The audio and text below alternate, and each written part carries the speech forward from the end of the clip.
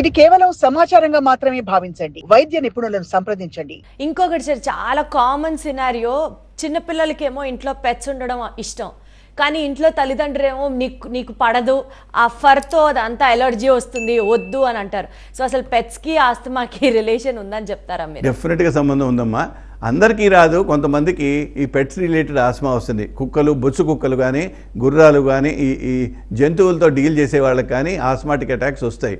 కానీ ఏంటంటే అందరికీ రావు అని, అందరికీ ఆ విధంగా వస్తుందని చెప్పలేము. స్పెసిఫిక్గా వచ్చినట్టయితే ఆ తల్లిదండ్రులు ఆ పెట్ యానిమల్స్కి దూరంగా ఉంచడం అనేది అవసరం.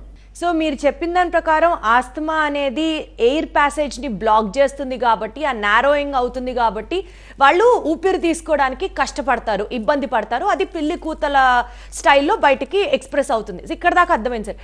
అయితే ఈ ఆస్తమాని క్యూర్ చేయడానికి, కంట్రోల్ చేయడానికి మెడిసిన్స్ ఏంటి? ఓవర్ ది కౌంటర్ వెళ్ళిపోయి తీసేసుకునే అంత మెడిసిన్సా, or should they have to go and see a doctor అంటారా? ఈ ప్రశ్న రెండు రకాలుగా ఆన్సర్ చేయొచ్చమ్మా.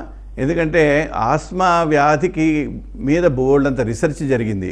ఆస్మా వ్యాధి నిజంగా ఎంత తీవ్రమైందంటే, ఒక సర్వేలో ఉత్తర భారతదేశంలో 12% మంది పిల్లలు స్కూల్కి వెళ్ళలేని దశకు వస్తుంది.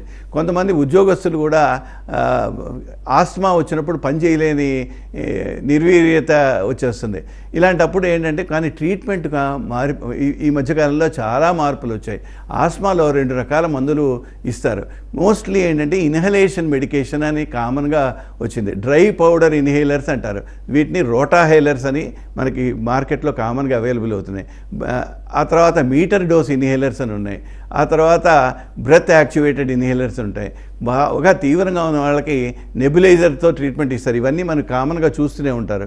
ఈ డ్రై పౌడర్ ఇన్హేలర్స్ అవైలబుల్గా ఉన్నాయి. ఎందుకు ఈ ఇన్హలేషన్ మెడికేషన్ అంటే పీల్చే మందులే ఎందుకు వాడాలి, నోటి మాత్రలు ఎందుకు వాడకూడదు? చాలామంది అడుగుతుంటారు ఆ ప్రశ్న.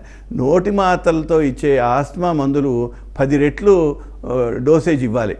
కానీ ఇన్హలేషన్ మెడికేషను డైరెక్ట్గా ఊపిరితిత్తు గొట్టాల్లోకే ఇవ్వడంతో అక్కడ రిసెప్టార్స్ మీద యాక్ట్ చేసి 10వ వంతు డోసేజ్కే సేమ్ ఎఫెక్ట్ ఉండే అవకాశం ఉంది.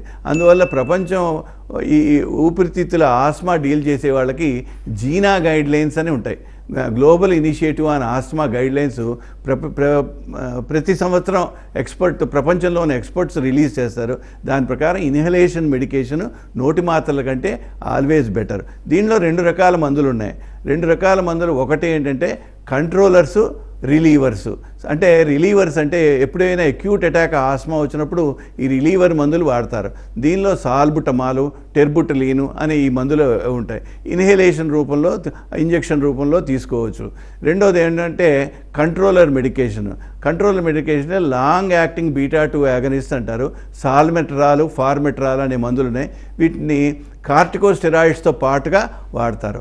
అయితే సార్, ఇంత పెద్ద మెడికేషన్ ఉంది కాబట్టి ఎట్టి పరిస్థితుల్లో సెల్ఫ్గా ఓవర్ ది కౌంటర్లోకి వెళ్ళిపోయి తీసేసుకొని నేనే డాక్టర్ని అని ఫీల్ అయితే ప్రాణాంతకం అయ్యే అవకాశాలు ఉన్నాయి.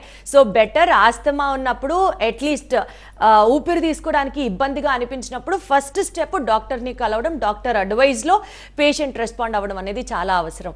Thank you so much doctor గారు. ఇది ఆస్తమా రిలేటెడ్ మనకి బేసిక్ ఇన్ఫర్మేషన్ ఉన్నది ఇవాళ ఎపిసోడ్లో చూసాం. సాక్షి లైఫ్లో చూస్తూనే ఉండండి సాక్షి లైఫ్.